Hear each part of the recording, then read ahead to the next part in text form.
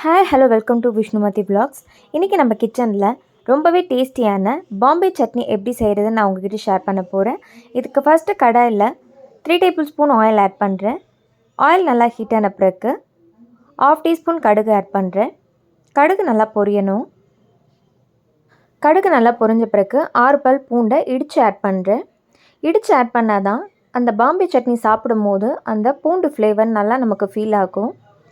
கொஞ்சமாக கருவேப்பிலை ஆட் பண்ணுறேன். பூண்டோட கலர் நமக்கு சேஞ்ச் ஆகணும்.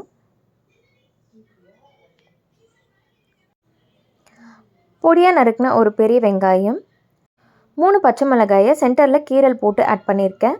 காரத்துக்கு பாம்பே சட்னிக்கு நம்ம வெறும் பச்சை மிளகாய் தான் ஆட் பண்ணுறது. ஸோ உங்களுக்கு ஸ்பைசினஸ்க்கு தேவையான அளவை நீங்கள் பச்சை மிளகாய் ஆட் பண்ணிக்கணும். கொஞ்சம் கலர் நல்லா டேர்ன் ஆகிற வரைக்கும் இந்த வெங்காயத்தை நல்லா நம்ம வதக்க போகிறோம். பாருங்கள், வெங்காயம் நல்லா நமக்கு இந்தளவுக்கு கோல்டன் கலர் வதங்கணும்.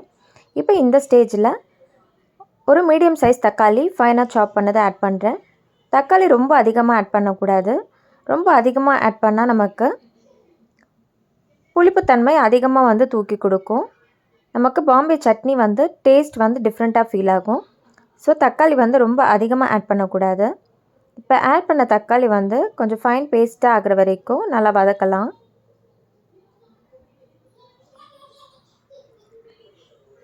இப்போ முடிஞ்ச அளவுக்கு தக்காளி நல்லா இந்த மாதிரி கொஞ்சம் குழஞ்சி வர வரைக்கும் ஆட் பண்ணியிருக்கேன்.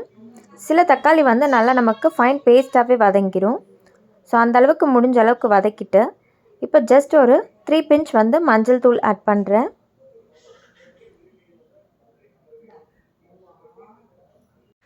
தேவையான அளவு சால்ட் ஆட் பண்ணிக்கலாம். நான் ரெகுலராக எப்பயுமே பிங்க் சால்ட் தான் யூஸ் பண்ணுறது. ஸோ அந்த பிங்க் சால்ட் ஆட் பண்ணுறேன்.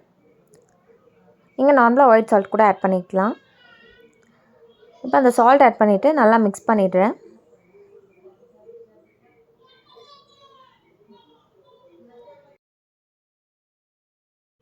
இப்போ இதில் ஒரு டம்ளர் தண்ணி ஆட் பண்ணுறேன்.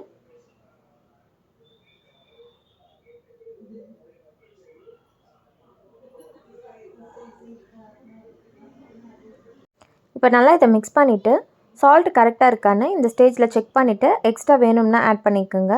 நல்லா இது நமக்கு கொதித்து வரணும். இந்த மாதிரி கொதித்து வர ஸ்டேஜில் நம்ம 2 டேபிள் ஸ்பூன் கடலை மாவை தண்ணி ஆட் பண்ணி கட்டி இல்லாமல் நல்லா கலந்து வச்சுருக்கேன். அதை ஆட் பண்ணுறேன். கடலை மாவு மிக்ஸ் ஆட் பண்ண உடனே கேஸை ஃபுல் அண்ட் ஃபுல் நம்ம லோ ஃப்ளேமில் வச்சிடணும். இல்லைனா எடுத்த உடனே நமக்கு அது கட்டி ஆகிடும். அதோடைய ரா ஸ்மெல் போகாது. நல்லா மிக்ஸ் பண்ணணும். ரொம்ப நேரம் கொதிக்கணும்னு கிடையாது. நமக்கு ஒரு 5 to 7 மினிட்ஸ் கொதிச்சா போதும். அப்போ தான் அதோடைய ரா ஸ்மெல் நமக்கு போகும். திக் கன்சிஸ்டன்சியும் நமக்கு கிடைக்கும். ரொம்ப நேரம் அதிகமாக நமக்கு கொதிக்க வச்சா ரொம்ப நமக்கு கட்டி ஆகிடும். லம்ப்ஸ் ஃபார்ம் ஆகிடும் நமக்கு. ஃபைனலாக இதில் ஃபைனாக சாப் பண்ண கொத்தமல்லி ஆட் பண்ணிடுறேன். ஒரு 5 மினிட்ஸ்க்கு கொதிக்கட்டும். இது